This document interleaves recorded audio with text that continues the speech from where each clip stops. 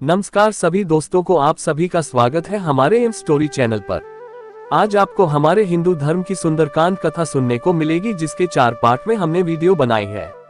हम आपसे विनती करते हैं कि आप इस पूरे सुंदरकांड को ध्यानपूर्वक सुने एवं अपने सभी मित्रों और अपने बच्चों को सुनाए। चलिए शुरू करते हैं। भाग 4। रावण के दरबार में। हनुमान रावण के भव्य दरबार को विश्लेषणात्मक दृष्टि से देखने लगे। रावण का ऐश्वर्य अद्भुत था। वे सोचने लगे, अद्भुत रूप और आश्चर्यजनक तेज का स्वामी, राजोचित लक्षणों से युक्त में यदि प्रबल अधर्म न होता तो ये राक्षस राज इंद्र सहित संपूर्ण देवलोक का संरक्षक हो सकता था। इसके लोकनिंदित क्रूरतापूर्ण निष्ठुर कर्मों के कारण देवताओं और दानवों सहित संपूर्ण लोक इससे भयभीत रहते हैं। समस्त लोगों को रुलाने वाला महाबाहु रावण बुरी आंखों वाले हनुमान को समक्ष इस प्रकार निर्भय खड़ा देखकर रोष से भर गया और क्रुद्ध होकर अपने महामंत्री प्रहस्त से बोला, अमात्य, इस दुरात्मा से पूछो कि यह कहां से आया है, इसे किसने भेजा है, सीता से यह क्यों वार्तालाप कर रहा था, अशोकवाटिका को इसने क्यों नष्ट किया, इसने किस उद्देश्य से राक्षसों को मारा, मेरी इस दुर्जयपुरी में इसके आगमन का प्रयोजन क्या है। रावण की आज्ञा पाकर प्रहस्त ने कहा, हे वानर, भयभीत मत हो और धैर्य धारण करो। सही सही बता दो कि तुम्हें किसने यहाँ भेजा है। महाराज रावण की नगरी में कहीं तुम्हें इंद्र ने तो नहीं भेजा है, कहीं तुम कुबेर ये या वरुण के दूत तो नहीं हो, या विजय की अभिलाषा रखने वाले विष्णु ने तुम्हें दूत बनाकर भेजा है। यदि तुम हमें सच सच बता दो कि तुम कौन हो तो हम तुम्हें क्षमा कर सकते हैं। यदि तुम मिथ्या भाषण करोगे तो बता दो कि तुम कौन हो तो हम तुम्हें क्षमा कर सकते हैं। यदि तुम मिथ्या भाषण करोगे तो तुम्हारा जीना असंभव हो जाएगा। प्रहस्त के इस प्रकार पूछने पर पवन पुत्र हनुमान ने निर्भय होकर राक्षसों के स्वामी रावण से कहा, हे राक्षसराज, मैं इंद्र, यम, वरुण या कुबेर का दूत नहीं हूँ, न ही मुझे विष्णु ने यहाँ भेजा है। मैं राक्षसराज रावण से मिलने के उद्देश्य से यहाँ आया हूँ और इसी उद्देश्य के लिए मैंने अशोकवाटिका को नष्ट किया है। तुम्हारे बलवान राक्षस युद्ध की इच्छा से मेरे पास आए तो मैंने स्वरक्षा के लिए रणभूमि में उनका सामना किया। ब्रह्मा जी से मुझे वरदान प्राप्त है कि देवता और असुर कोई भी मुझे अस्त्र अथवा पाश से बांध नहीं सकते। राक्षसराज के दर्शन के लिए ही मैंने अस्त्र से बंधना स्वीकार किया है। यद्यपि इस समय मैं अस्त्र से मुक्त हूँ, तथापि इन राक्षसों ने मुझे बंधा समझकर ही यहाँ लाकर तुम्हें सौंपा है। मैं श्री रामचंद्र जी का दूत हूँ और उनके ही कार्य से यहाँ आया हूँ। शांत भाव से हनुमान ने आगे कहा, मैं किष्किंधा के परम पराक्रमी नरेश सुग्रीव का दूत हूँ, उन्हीं की आज्ञा से तुम्हारे पास आया हूँ। हमारे महाराज ने तुम्हारा कुशल समाचार पूछा है और कहा है कि तुमने नीतिवान, धर्म, चारों वेदों के ज्ञाता, महापंडित, तपस्वी और महान ऐश्वर्यवान होते हैं भी एक परस्त्री को हठात अपने यहाँ रोक रखा है। ये तुम्हारे लिए उचित बात नहीं है। तुमने ये दुष्कर्म करके अपनी मृत्यु का आह्वान किया है। उन्होंने ये भी कहा है कि लक्ष्मण के कराल बाणों के सम्मुख बड़े से बड़ा पराक्रमी भी नहीं ठहर सकता, फिर तुम उससे अपने प्राणों की रक्षा कैसे कर सकोगे। इसलिए तुम्हारे लिए उचित होगा कि तुम सीता को श्री रामचंद्र को लौटा दो और उनसे क्षमा मांगो। यदि तुम ऐसा नहीं करोगे तो तुम्हारा अंत भी वही होगा जो खर, दूषण और वाली का हुआ है। सीता का हनुमान के ये नीतियुक्त वचन सुनकर रावण का सर्वांग क्रोध से जल उठा। उसने अपने सेवकों को आज्ञा दी, इस वानर का वध कर डालो। रावण की आज्ञा सुनकर वहां उपस्थित विभीषण ने कहा, राक्षसराज, आप धर्म के ज्ञाता और राजधर्म के विशेषज्ञ हैं।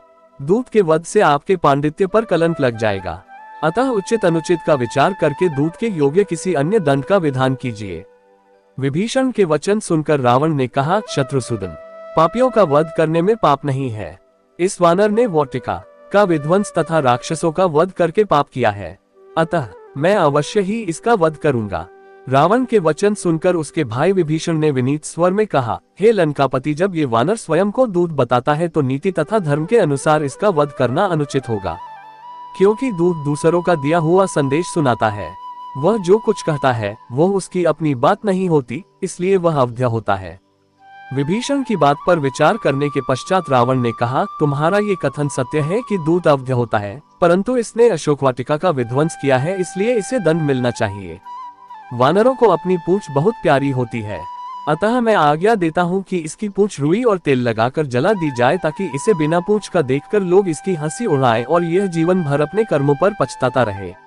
रावण की आज्ञा पाते ही राक्षसों ने हनुमान की पूंछ को रुई और पुराने कपड़ों से लपेटकर उस पर बहुत सा तेल डालकर आग लगा दी। अपने पूंछ को जलते देख हनुमान को बहुत क्रोध आया। सबसे पहले तो उन्होंने रुई लपेटने और आग लगाने वाले राक्षसों को जलती पूंछ से मार मार कर पृथ्वी पर सुला दिया।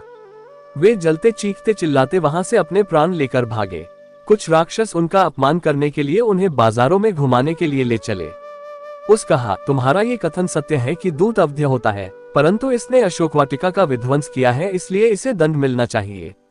वानरों को अपनी पूंछ बहुत प्यारी होती है, अतः मैं आज्ञा देता हूँ कि इसकी पूंछ रुई और तेल लगाकर जला दी जाए, ताकि इसे बिना पूंछ का देखकर लोग इसकी हंसी उड़ाएं और यह जीवन भर अपने कर्मों पर पछताता रहे।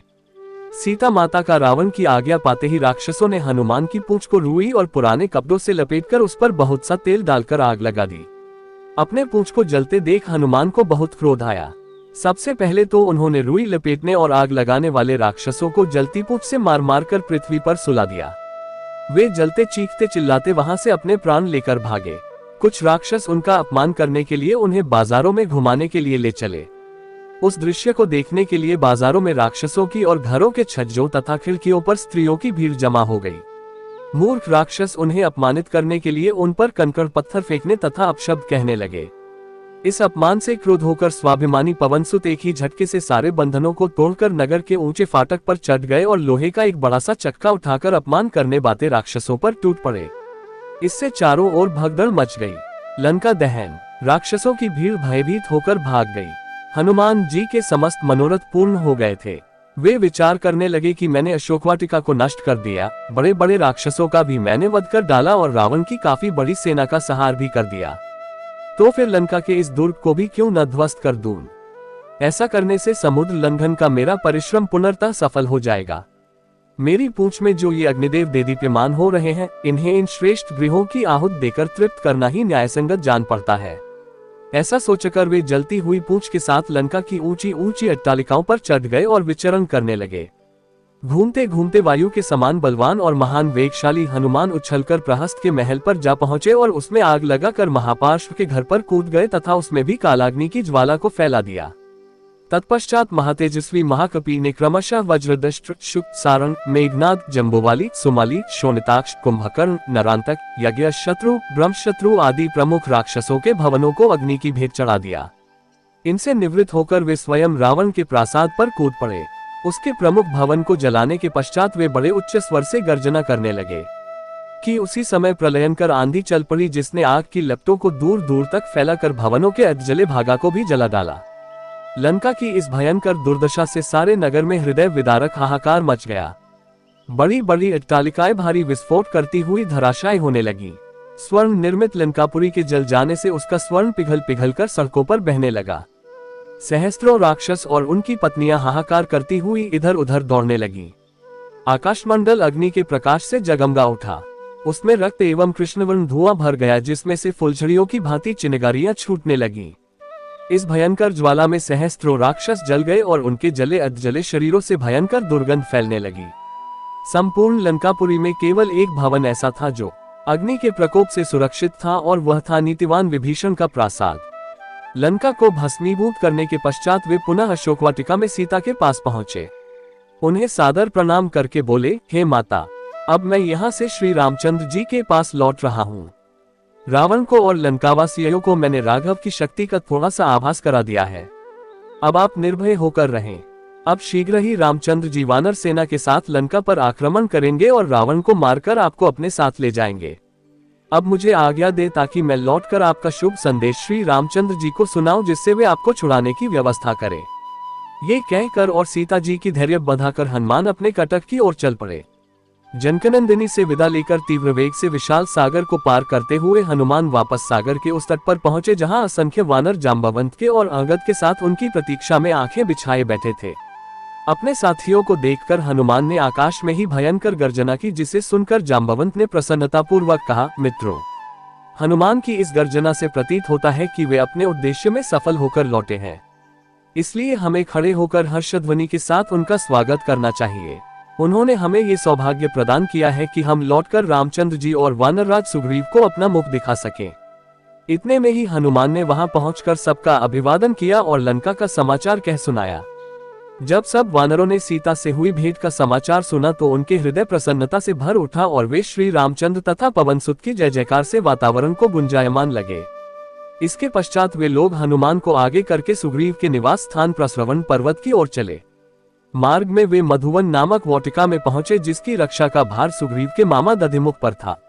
इस वाटिका के फल अत्यंत स्वादिष्ट थे और उनका उपयोग केवल राजपरिवार देखकर हनुमान ने आकाश में ही भयंकर गर्जना की, जिसे सुनकर जाम्बवंत ने प्रसन्नता पूर्वक कहा, मित्रों, हनुमान की इस गर्जना से प्रतीत होता है कि वे अपने उद्देश्य में सफल होकर लौटे हैं, इसलिए हमें खड़े होकर हर्षध्वनि के साथ उनका स्वागत करना चाहिए। उन्होंने हमें ये सौभाग्य प्रदान किया है कि हम लौटकर रामचंद्र जी और वानरराज सुग्रीव को अपना मुख दिखा सके। इतने में ही हनुमान ने वहां पहुंचकर सबका अभिवादन किया और लंका का समाचार कह सुनाया। जब सब वानरों ने सीता से हुई भेंट का समाचार सुना तो उनके हृदय प्रसन्नता से भर उठा और वे श्री रामचंद्र तथा पवनसुत की जय जयकार से वातावरण को गुंजायमान लगे। इसके पश्चात वे लोग हनुमान को आगे करके सुग्रीव के निवास स्थान प्रस्रवण पर्वत की ओर चले। मार्ग में वे मधुवन नामक वाटिका में पहुंचे जिसकी रक्षा का भार सुग्रीव के मामा दधिमुख पर था। इस वाटिका के फल अत्यंत स्वादिष्ट थे और उनका उपयोग केवल राजपरिवार के लिए सीमित था।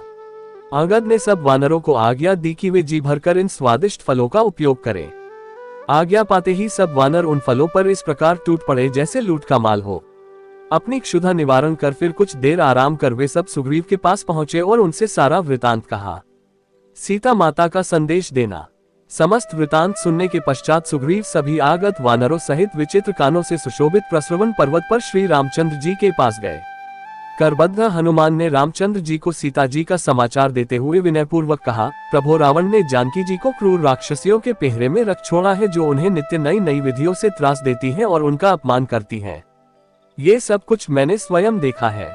वे केवल आपके दर्शनों की आशा पर ही जीवित रहकर ये दुख और अपमान सहन कर रही हैं। उधर रावण निरंतर उनके पीछे पड़ा हुआ है। वे अपने सतीत्व की रक्षा के लिए सदा भयभीत रहती हैं। इतना कहकर हनुमान ने सीता के द्वारा दी गई दिव्य चूड़ामणि श्री रामचंद्र जी को देते हुए कहा, नाथ, मैंने उन्हें आपका संदेश सुनाकर आपकी मुद्रिका दे दी थी। उन्होंने यह अपनी निशानी आपको देने के लिए दी है। सीता का संदेश पाकर श्री राम अत्यंत प्रसन्न हुए और उन्होंने उठकर पवनसुत को अपने हृदय से लगा लिया। वे बोले, हे अंजनी कुमार, सीता का संदेश मुझे विस्तार पूर्वक सुनाओ। उसे सुनने के लिए मेरा हृदय व्याकुल हो रहा है। राम का आदेश पाकर हनुमान कहने लगे, हे राघव, दिन रात आपका ही स्मरण करती रहती हैं। उनके नेत्रा के समक्ष केवल आपकी छवि रहती है। उन्होंने संदेश भेजा है कि रावण ने मुझे 2 मास की अवधि दी है। इस अवधि में आप मुझे उसके हाथों से अवश्य मुक्त करा लें। यदि इन 2 मासों में आप मुझे मुक्त न करा सके तो मैं अपने प्राण त्याग दूंगी। आप तीनों लोगों को जीतने की सामर्थ्य रखते हैं और आपकी अपूर्व क्षमता में मुझे अटल विश्वास है। रावण को परास्त करना आपके लिए कोई कठिन काम नहीं है। अतः शीघ्र आकर इस दासी को बंधन से मुक्त कराइए। पवनसुत की बात सुनकर तथा उस दिव्य चूड़ामणि को देखकर श्री रामचंद्र शोक सागर में डूब गए और उनके नेत्रों से अश्रुधारा प्रवाहित हो चली। फिर कुछ संयम रखकर वे सुग्रीव से बोले, हे वानराधिपति, जिस प्रकार दिन भर की बिछुड़ी हुई कपिला गौ अपने बछड़े की आहट पाकर उससे मिलने के लिए आकुल हो जाती है, उसी प्रकार इस दिव्य मणि को पाकर मेरा मन सीता से मिलने के लिए अधीर हो उठा है। उसकी कष्ट की गाथाओं को सुनकर मेरा हृदय और भी विचलित हो गया है। मुझे विश्वास है कि यदि सीता 1 मास भी रावण से अपनी रक्षा करती हुई जीवित रह सकी तो मैं उसे अवश्य बचा लूंगा। मैं उसके बिना अधिक दिन तक जीवित नहीं रह सकता। तुम मुझे शीघ्र लंका ले चलने की व्यवस्था करो। अपनी सेना को तत्काल तैयार होने की आज्ञा दो। अब मेरे बाण रावण के प्राण लेने के लिए तर्कस में अकुला रहे हैं। अब वह दिन दूर नहीं है जब जानकी और दूंगी। आप तीनों लोगों को जीतने की सामर्थ्य रखते हैं और आपकी अपूर्व क्षमता में मुझे अटल विश्वास है। रावण को परास्त करना आपके लिए कोई कठिन काम नहीं है। अतः शीघ्र आकर इस दासी को बंधन से मुक्त कराइए। पवनसुत की बात सुनकर तथा उस दिव्य चूड़ामणि को देखकर श्री रामचंद्र शोकसागर में डूब गए और उनके नेत्रों से अश्रुधारा प्रवाहित हो चली। फिर कुछ संयम रखकर वे सुग्रीव से बोले, हे वानराधिपति, जिस प्रकार दिन भर की बिछुड़ी हुई कपिला गौ अपने बछड़े की आहट पाकर उससे मिलने के लिए आकुल हो जाती है, उसी प्रकार इस दिव्य मणि को पाकर मेरा मन सीता से मिलने के लिए अधीर हो उठा है। उसकी कष्ट की गाथाओं को सुनकर मेरा हृदय और भी विचलित हो गया है। मुझे विश्वास है कि यदि सीता 1 मास भी रावण से अपनी रक्षा करती हुई जीवित रह सकी तो मैं उसे अवश्य बचा लूंगा। मैं उसके बिना अधिक दिन तक जीवित नहीं रह सकता। तुम मुझे शीघ्र लंका ले चलने की व्यवस्था करो। अपनी सेना को तत्काल तैयार होने की आज्ञा दो। अब मेरे बाण रावण के प्राण लेने के लिए तर्कस में अकुला रहे हैं। अब वह दिन दूर नहीं है जब जानकी और सारा संसार रावण को सपरिवार मेरे बानों के रथ पर बैठकर यमलोक को जाता देखेंगे। वाल्मीकि रामायण सुंदरकांड समाप्त। धन्यवाद सभी मित्रों को। आप सभी ने यह वाल्मीकि रामायण सुंदरकांड सुना होगा चारों भाग एवं ये कहानी अपने सभी मित्रों और अपने बच्चों को जरूर सुनाएं और हमारे इस चैनल को ऐसी ही रोचक कहानियां एवं कथाएं सुनने के लिए लाइक शेयर सब्सक्राइब और बेल आइकन को जो पर सेट जरूर रखें। धन्यवाद।